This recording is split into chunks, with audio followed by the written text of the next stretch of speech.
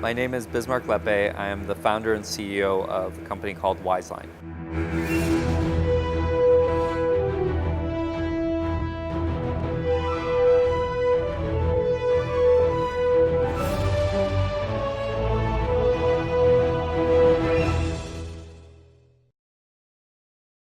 How did we overcome it? So we overcame it by having to change the CEO. So I was the founder CEO. The business was growing well, but we needed to raise capital. And so I went and I met with over 160 investors. They all said no. And so I knew that the business was healthy. I knew that the market was right and ready for our solution. So the only thing I could do was change the CEO, change the mouthpiece that was delivering the message. And so I went and I hired and recruited this person who had been a public company CEO. He had been an executive. He looked the type. He was, he's 6'3", tall, full head of hair. He had been a football player. And so I hired him. And sure enough, we went to 3 meetings with investors and we received a term sheet and it saved the company.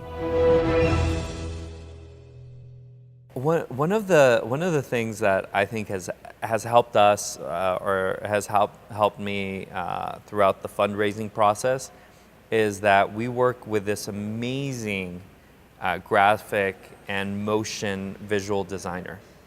And we would have the most realistic demos and videos of the platform we were going to build that helped us sign early customers, early partners, and definitely investors. Because many of these investors wouldn't even ask, is this real?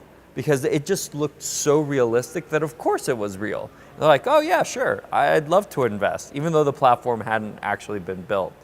And so that I think, being the best storyteller, I think, is the best way to hire people, to get venture capital, to get early customers.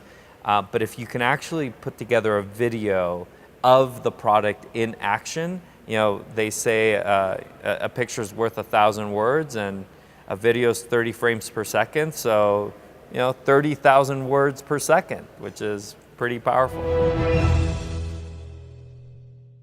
So in 2008, with the economic downturn, we had a board meeting summer of 2008, and I asked my investors, so how am I doing? Is there anything I can be doing better? And no, you're doing great. This is fantastic. This was August of 2008. Then October comes around, and the bottom falls out of the market, and our investors come to me and say, you know what, we haven't seen this in 80 years. We don't know what's going to happen.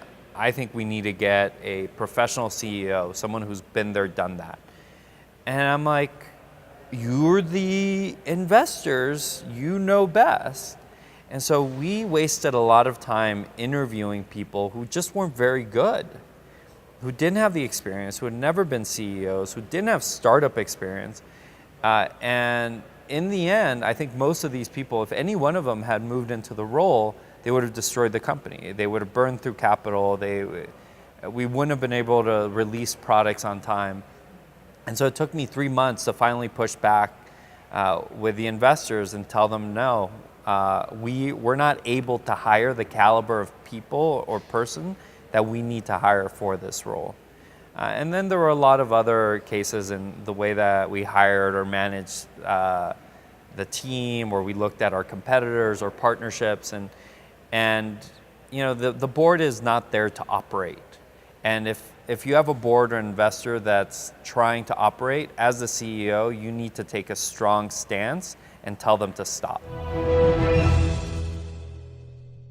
Our first meeting, and it was with DFJ in the Silicon Valley. This was the first meeting with an institutional investor. And we had already gone through the prep work of speaking with Tim Draper, and he was excited about the idea. And we go and we present. And we had a 45 slide deck, and we didn't even get through the first 5 or 6 slides. And so everybody in the room had absolutely no idea what we were doing. And so 3 hours later, Tim Draper calls me and says, so my firm is going to pass, but if it's okay, can I provide some advice?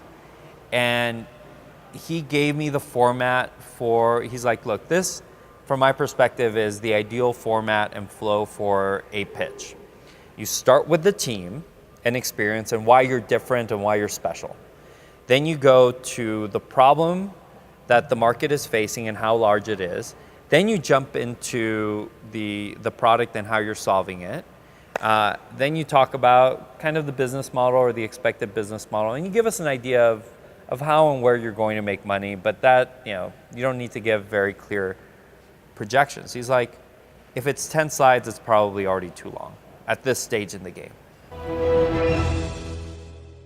We were in downtown Palo Alto. I was going to go buy some computers for new employees, and we had another VC pitch that afternoon.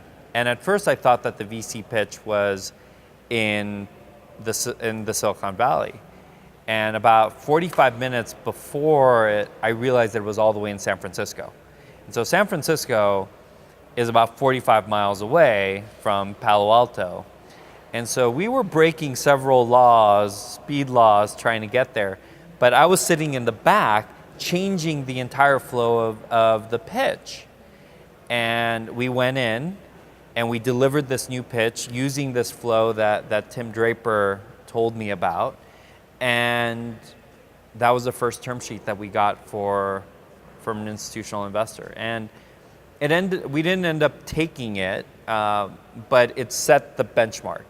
And the valuation was now 3 times higher than what it was just 8 months earlier or 7 months earlier than when we did our seed round. And it allowed us to go into other venture capital pitches more confident because we already had one. I don't know if we would have been able to raise capital, or maybe it would have taken longer if we hadn't received that feedback from Tim Draper. So now I've become a big believer in building profitable businesses. And so I think it's important to try to get to profitability as quickly as possible. And it's important to raise enough money to get to profitability as quickly as possible. And given AWS, given the ability to have a distributed team, I think it's a lot more doable now than it used to be. And so I think the cost of getting up and running and getting early data points is much easier. And so I think in the really early stages, it's about getting to the data points you need to be able to go out and raise the round that should get you to profitability. Now, if the business is growing incredibly fast, I think it's important to invest in growth and not try to be profitable and go out and raise another round of capital, because investors, the only thing they care about is growth. Like, you need to find the metrics that speak to growth. And it's about, if it's one customer, it's about how you're growing within the organization. If it's a consumer-driven application, it's how quickly you're growing organically. If it's an advertising business, it's how many impressions you're growing and how you're filling those impressions. Once you're coming up with a plan to get to profitability, I would say that whatever money you need, you double it, and that's what you raise, because you're always going to be wrong. You're always going to be wrong. We ultimately raised $8.5 million in that institutional round, and we got an additional $3 million in venture debt. So we raised, $11.5 million.